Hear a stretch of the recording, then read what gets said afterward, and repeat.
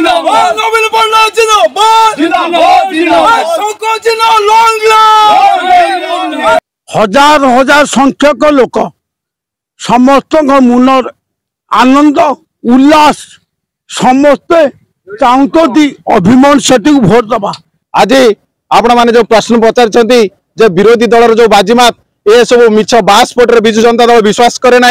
विजु जनता दल जहाँ करे काम करी देखाए। आज ये जो आनंद उल्लास देखा दे पंडाड़ ग्राम पंचायत रे आज शेष रैली आम ये परिचय दौचु जे आगामी काली 25 तारीख दिन आमर जो विधायक प्रार्थी अच्छा मान्यवर अभिमन्यु सेठी आम विपुल जनसमर्थन विधानसभा को पठेबार वज्र शपथ नहींचु। आज यही शपथ नहींचु जे मान्यवर मुख्यमंत्री को षष्ठ थर पर ओडिशा रे मुख्यमंत्री भाव में अलंकृत करूँ आसंता 9 तारीख। तेणुक विरोध दल जो नारा देउछि ए सब मिछ बासपट किंतु नवीन पटनायक मिछ बासपट दियंती नहीं किए कहूँ ग्यारंटी किंतु मान्यवर मुख्यमंत्री जो ग्यारंटी देइचंती जहाँकि आज जनमानस रे भूली हेउ नहीं 4.5 कोटी ओडियार भाव भितर मान्यवर मुख्यमंत्री अच्छा। तेणुक आज जो माहौल यह सूचाई दौर जे आगामी 25 तारीख 15 ग्राम पंचायत रे आम विपुल संख्यार आमर विधायक प्रार्थी अभिमन्यु सेठी को जययुक्त करवा सहित आगामी 9 तारीख दिन विधानसभा को पठाइबा आम वज्र संकल्प नहींचु।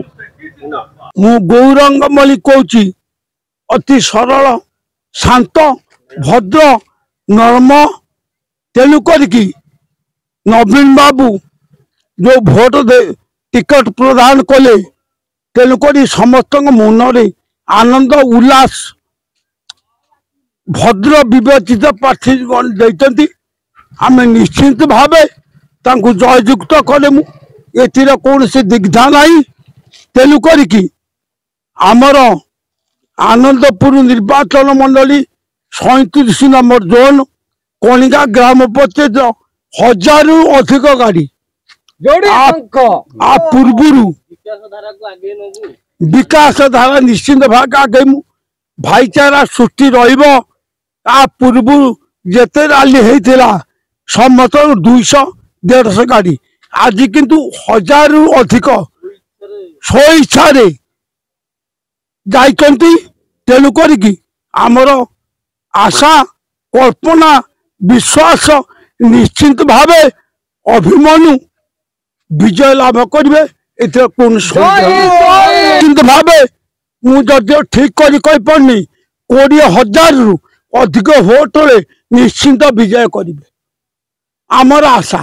आमर अभिमन्यु भाई को एमती बीजेडी तरफ कैंडिडेट कराई नवीन पटनायक सुशासन जो आमको बीजेडी पूरा आम कलिका पंचायत 100 पूरा बाजीमात करेंगे एटार किसी सन्देह ना। आम अभिमन्यु भाई को पूरा विपुल संख्यार मत जययुक्त करूँ। बहुत लोक रैली आज 1500 खंड लोक एमती बीजेडी एमती कहते आम पंचायत कौन से लोक भिड़ाई ना कलिका पंचायत सबुठ अधिक लीड दब। जय उत्कल जननी।